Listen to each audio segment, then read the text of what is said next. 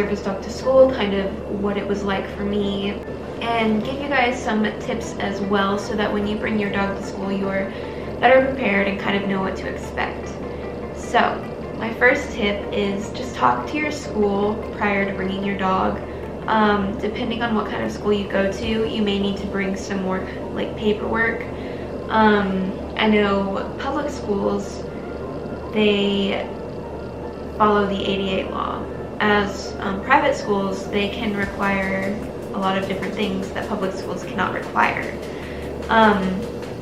My school, they weren't very educated at the time on service dogs because nobody had ever brought a service dog to the school before. So I brought a lot of different kinds of paperwork, showing her training, showing her vet records, and all of that fun stuff. And we did get to bring Dallas to school. So the next thing that I would give y'all advice on is before you bring your dog to school, I would suggest talking to each one of your classes. If you feel comfortable, just ask your teacher, hey, I'm going to be bringing my dog to school next week. Do you mind if I talk to the class for like a couple minutes and tell them what to expect and just kind of the rules about my dog being here? Kind of like make sure you don't pet my dog, make sure you don't distract her.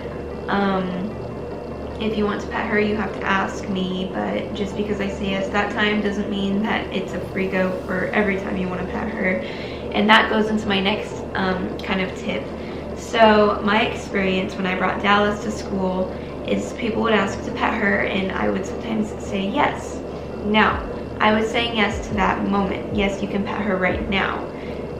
They took that as, yes, I can pet her whenever I want to. And I'm not very good about like saying no. So that was really hard for me. So just be careful about that. When you say yes, make sure you specify that it's yes for that moment, but you still have to ask next time as well. Another important thing is to have scheduled bathroom breaks. So when I first started bringing Dallas to school, I was taking her outside to go to the bathroom way too much because I was wanting to make sure that she was going to the bathroom. But I soon found out that if I just took her out twice during a school day, which was perfectly fine, that was enough for her, and I had specific times that I took her out, first of all, I wouldn't have to stand outside for as long because she knew the drill and she has kind of conditioned her body to know like this is the time when I have to go to the bathroom. So that definitely helps. Also having some kind of scheduled break for your dog, whether it be like 5 minutes outside with their vest off and just kind of let them run around for a second, or whether it be just take their vest off in class for like 5 minutes and let them kind of just be a dog for a little bit if your teacher is okay with that, or even just like giving them a chew bone to chew on and kind of give them a brain break and give them something else to focus on is really important, because your dog's going to be laying under a table for about 8 hours. That's a long day to sit there and do nothing. Like, it's a long day for us anyway because it's school, but at least our brains are stimulated and we're actually like learning things while they're just chilling. So the next thing that I kind of want to talk about is college, because I know that bringing your dog to like middle school or high school is a lot different than college. So while you're in class and everything, basically it's the same. You know, if you're first bringing your dog to school, talk to your class, kind of tell them the rules, talk to your teacher as well. Some different things are that when you're in your dorm room and you're doing homework for hours, it's really boring for your dog. You're in a dorm room. You're not in a house where they can walk around and go run in the backyard and go hang out with other people who are in your house. They're chilling in your dorm room. Like right now, Dallas is laying over there in the corner. So give them something to do, like a Kong, some kind of brain toy, a snuffle mat. Dallas had a Kong with some turkey in it this morning, and I have Bones in here. She's got some toys to chew on.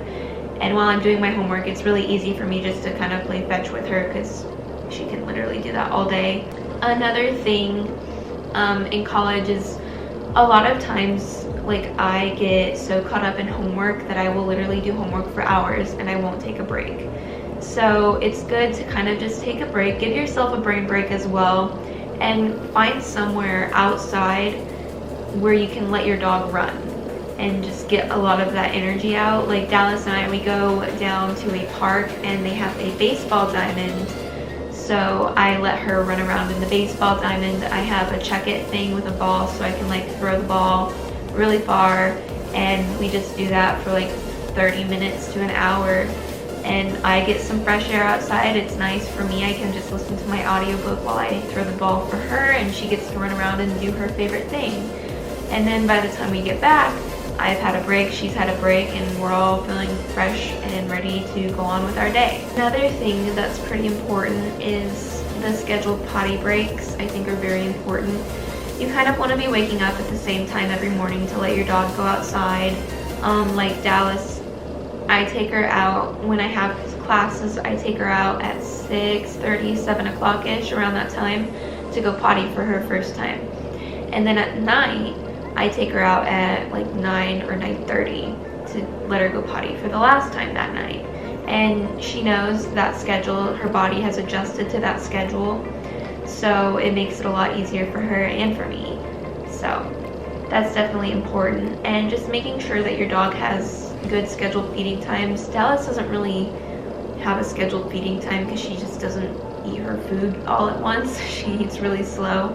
But if you do have a dog that has scheduled feeding times, make sure you really can stick to that, because sometimes you can get really caught up in your homework or other things for school that it might be easy to kind of let that time slip by, and then you're like, oh wait, my dog hasn't eaten and it's been like a couple hours since she was supposed to eat.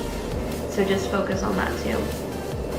But those are my tips. I think you just have to be really strict with the rules, because most of the time people are respectful, but a lot of times if you say yes once, they will like to pet your dog all the time.